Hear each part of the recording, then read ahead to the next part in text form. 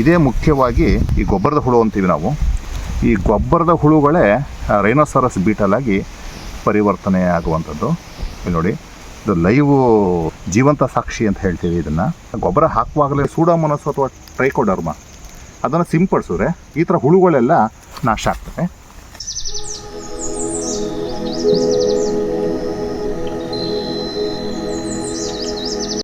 ಸ್ನೇಹಿತರೆ, ತೆಂಗಿನ ಗಿಡಕ್ಕೆ ಮುಳ್ಳಂದಿ ಮತ್ತು ಕಾಡಂದಿ ಕಾಟ ತುಂಬ ಇತ್ತು ನಮ್ಮ ತೋಟದಲ್ಲಿ.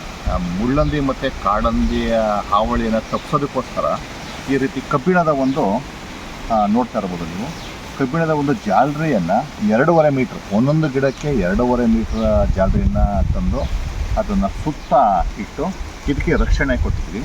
ಆದರೆ ನೋಡಿ, ವಿಧಿ ಇದೇನು ಅಂತಂದರೆ, ನಾವು ಎಷ್ಟೊಂದು ರಕ್ಷಣೆ ಕೊಟ್ಟರು ಹುಳುವಿನ ರೂಪದಲ್ಲಿ ಬಂದು ಒಂದು 3 ವರ್ಷದ ಒಂದು ತೆಂಗಿನ, ಇನ್ನೇನು ಫಲ ಕೊಡಬೇಕಾಗಿತ್ತು, ಆ 3 ವರ್ಷದ ಒಂದು ತೆಂಗಿನ ಗಿಡನ ಇದು ಹಾಳು ಮಾಡಿದೆ. ದುಂಬಿ ಬಂದು ಸುಳಿ ಹೊಡೆದು ಸುಳಿಯಿಂದ ಬುಡದವರೆಗೂ ಇದು ಬಂದಿದೆ.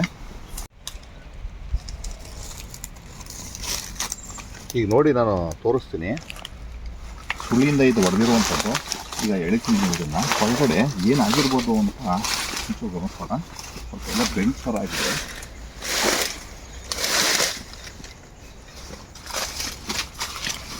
ಇಲ್ಲೇನು ಗೊತ್ತಾಗಲ್ಲ, ಇಲ್ಲೇನಾದರೂ ಇರ್ಬೋದಾ ನೋಡಿ. ಎತ್ತಿದ ತಕ್ಷಣ ಇದೇ ಬಂದ್ಬಿಟ್ಟು ಹುಳ ಏನಾದ್ರು ಇರ್ಬೋದಾ ಅಂತ ನಾನು ನೋಡ್ತಾ ಇದ್ದೀನಿ. ಇಲ್ಲಿ ನೋಡಿ, ನಿಮಗೆ ತೋರಿಸ್ತೀನಿ.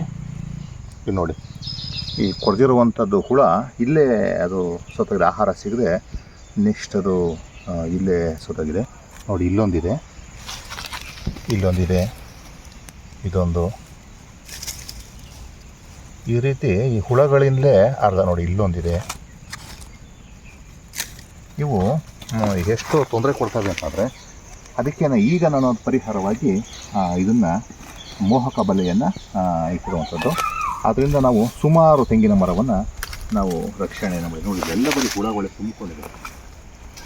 ಈಗ ಅದಕ್ಕೋಸ್ಕರ ನಾವೇನು ಮಾಡಿದ್ದೀವಿ ಅಂದರೆ, ಒಂದು ತೆಂಗಿನ ಗಿಡ ಹೋಗ್ತಲ್ಲ ಅಂತ ನಾವು ಬೇಜಾರು ಮಾಡ್ಕೊಂಡ್ರೆ ಆಗೋದಿಲ್ಲ. ಈಗ ಹೊಸದಾಗಿರೋ ಪಕ್ಕನೇ ಇನ್ನೊಂದು ಇದನ್ನು ಹಾಕಿ, ಇದಕ್ಕೇ ಒಂದು ಮೆಣಸಿನ ಬಳ್ಳಿನೂ ಕೂಡ ಇದು ಹಬ್ಬಿಸಿದೆ. ಹೊಸ ತೆಂಗಿನ ಗಿಡನ ಇದ್ರ ಪಕ್ಕದಲ್ಲೇ ಹಾಕಿದ್ದೀವಿ.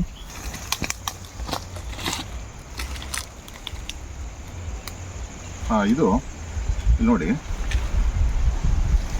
ಇದೊಂದು ಹುಳ ಇದೆ ನೋಡಿ. ಇದೇ ಮುಖ್ಯವಾಗಿ ಇದಾಗುವಂಥದ್ದು. ಈ ಗೊಬ್ಬರದ ಹುಳು ಅಂತೀವಿ ನಾವು. ಈ ಗೊಬ್ಬರದ ಹುಳುಗಳೇ ರೈನೋಸರಸ್ ಬೀಟಲ್ ಆಗಿ ಪರಿವರ್ತನೆ ಆಗುವಂಥದ್ದು.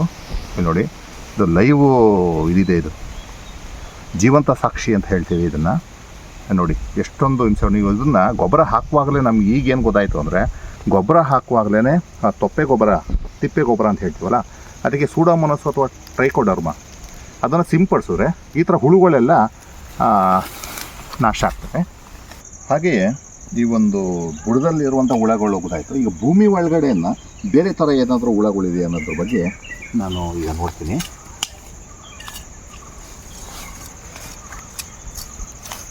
ಯಾಕೆಂದರೆ ಇದು ಮುಂದಿನ ದಿನಗಳಲ್ಲಿ ಹೇಗೆ ಇವಕ್ಕೆ ಪರಿಹಾರ ಕಂಡ್ಕೋಬೋದು ಏನು ಅನ್ನೋದು ಇದರಿಂದ ಗೊತ್ತಾಗುತ್ತೆ.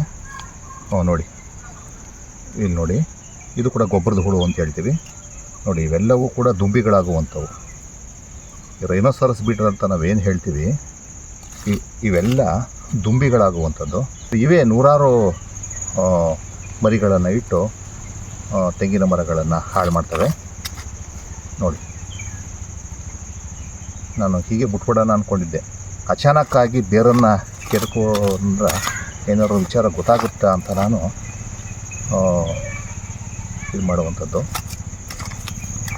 ಮೋಹಕ ಬಲೆಯನ್ನು ಇಟ್ಟಿರುವಂಥದ್ದು.